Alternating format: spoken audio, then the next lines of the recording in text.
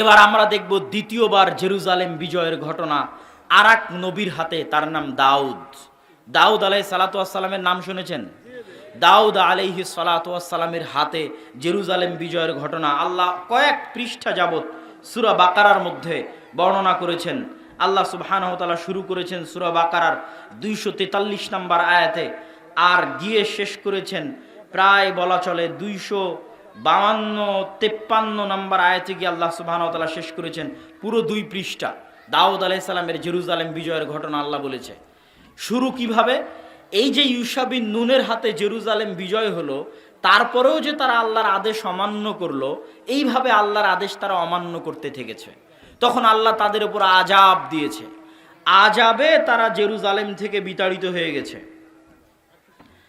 আযাবে তারা জেরুজালেম থেকে বিতাড়িত হয়ে গেছে। দেখেন, আজকে আপনাদের বলতে এবং ভাবতে কষ্ট লাগলেও আমরা মুসলমানেরা আযাবের মধ্যে আছি। কিসের মধ্যে আছি? আযাবের মধ্যে আছি। আমাদের চরিত্রের কারণে, আমাদের অভ্যাসের কারণে। মসজিদে আকসা আমাদের হাতে নাই, বাহ্যিক কারণ যেটাই হোক, অভ্যন্তরীণ কারণ হচ্ছে আমাদের আমল, উম্মতে মুহাম্মাদির আমল। বিমা কাসাবাত আইদিনা, আমাদের আমলে আমরা মসজিদে আকসা হারিয়েছি। আমাদের তাকওয়া, পরহেজগারিতার অভাব এবং গুনাহের কারণে আমরা মসজিদে আকসা হারিয়ে দিয়েছি। তো ওদের ওপর আল্লাহ আযাব পাঠালেন, জেরুজালেম থেকে বিতাড়িত করে দিলেন, ঘর বাড়ি ছাড়া হয়ে গেল। আজ আমাদের মুসলমান ভাইয়েরা ঘর বাড়ি ছাড়া আছে, মিলবে, একদম হুবহু মিলবে। ওই ঘর বাড়ি ছাড়ার কথা এটার মধ্যেও পাবেন। এই জেরুজালেমের কথাই বলবে যে কেমনে তারা ঘর বাড়ি ছাড়া হয়েছে। ঘর বাড়ি ছাড়া অবস্থায় জীবনযাপন কাটাতে কাটাতে ক্লান্ত হয়ে গেছে। তৎকালীন নবী শামুয়েলকে গিয়ে বলছে, আপনি আল্লাহর কাছে দোয়া করেন না, আল্লাহ আমাদের জন্য একজন শক্তিশালী বাদশা পাঠাক, যেন আবার আমরা জেরুজালেম বিজয় করতে পারি।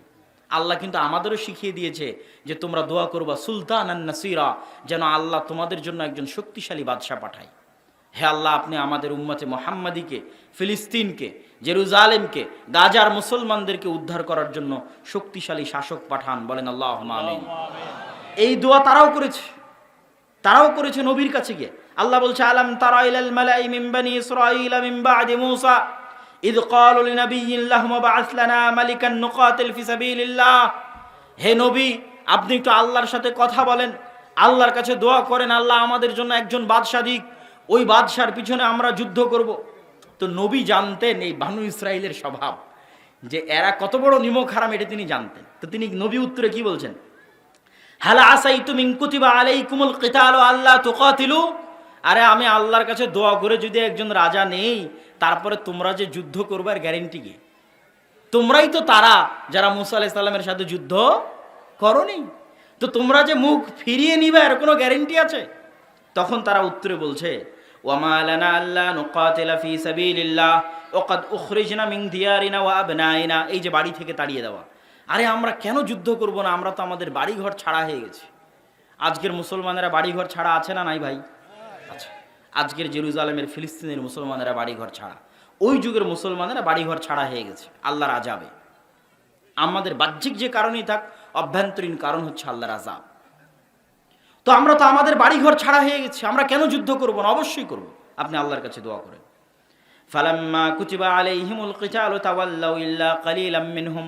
কিন্তু সত্যি সত্যি যখন আল্লাহ বাদশা পাঠিয়ে দিলেন, তখন যুদ্ধ আর তেমন বেশি মানুষ করতে পারলো না। হাজার হাজার মানুষ থেকে মাত্র 313 জন যুদ্ধ করতে পেরেছিল, মাত্র। বাকি সব পরীক্ষায় ফেল করেছে। কিভাবে আল্লাহ তাদের পরীক্ষা করেছিলেন সেটাও বলছেন। ক্বাদ বা'আসা লাকুম তালুতা মালিকা। তখন নবী বলে দিলেন, আল্লাহ তোমাদের জন্য রাজা করে দিয়েছেন তালুতকে। ওরা বলছে, আরে তালুত রাজা হলো মানে? আমরা এত বড় বড় সমাজের সব বড় বড় নেতা, আমরা থাকতে তালুত রাজা হবে? আল্লাহ কোরআন মাজিদে বলছেন, তালুত তোমাদের চেয়ে জ্ঞানে এবং শক্তি সামর্থ্যে বড়, এই জন্য তাকে আমি রাজা বানিয়েছি, তোমরা তার আনুগত্য করো। ঠিক আছে, তালুতের আনুগত্য করে এবার যুদ্ধের মাঠে অবতীর্ণ হবেন। যুদ্ধের মাঠে অবতীর্ণ হলে তাবুত ফিরে পাওয়া যাবে। তাবুত কি?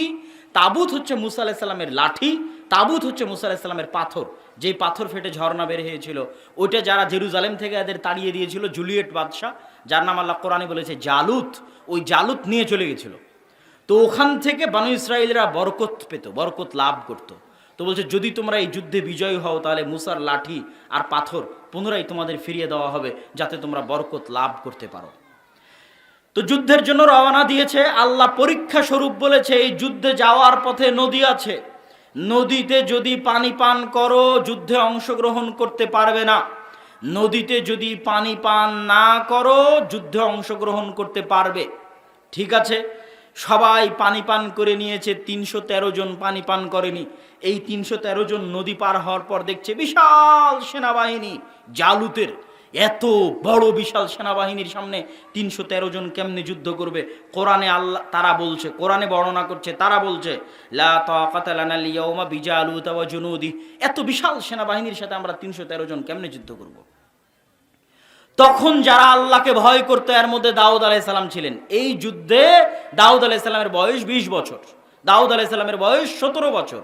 তো দাউদ আলাইহিস সালাম সহ আর যারা আল্লাহকে ঈমান আনতো, আল্লাহকে ভয় করত, ক্বালাল্লাযীনা ইয়াযুন্নুনা আন্নাহুম মুলাকুল্লাহ, যারা বিশ্বাস করত যে একদিন আল্লাহর সাথে সাক্ষাৎ হবে, মরলে আল্লাহর দেখা পাবে, তারা বলল শোনো, কাম মিন ফিয়াতিন কালিলাতিন গালাবাত ফিয়াতান কাসীরা, যদি আল্লাহর সাহায্য থাকে কত অল্প দলকে আল্লাহ কত শক্তিশালী দলের বিরুদ্ধে বিজয়ী করে দেন।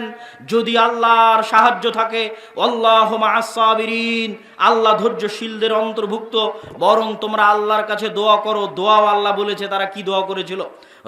রব্বানা আফরিগ আলাইনা সাবরান ওয়া সাব্বিত আকদামানা ওয়ানসুরনা আলাল কওমিল কাফিরিন। এই দোয়া তোমরা করতে থাকো, দোয়া করো এবং আল্লাহ ভরসা করে যুদ্ধে ঝাঁপিয়ে পড়ো। মাত্র ৩১৩ জন নিয়ে যুদ্ধে ঝাঁপিয়ে পড়লো বিশাল বাদশাহ জালুতের বিশাল সেনাবাহিনীর বিরুদ্ধে।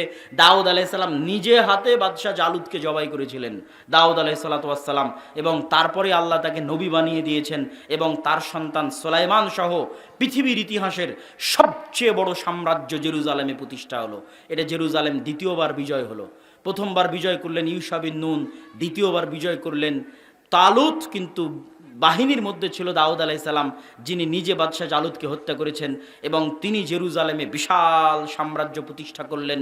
তার সন্তান সুলাইমান পৃথিবীর ইতিহাসের সবচেয়ে বড় সাম্রাজ্য প্রতিষ্ঠা করলেন এবং জিনদের নিয়ে দ্বিতীয়বার মসজিদে আকসা তৈরি করলেন সুলাইমান আলাইহিস সালাতু ওয়াস সালাম।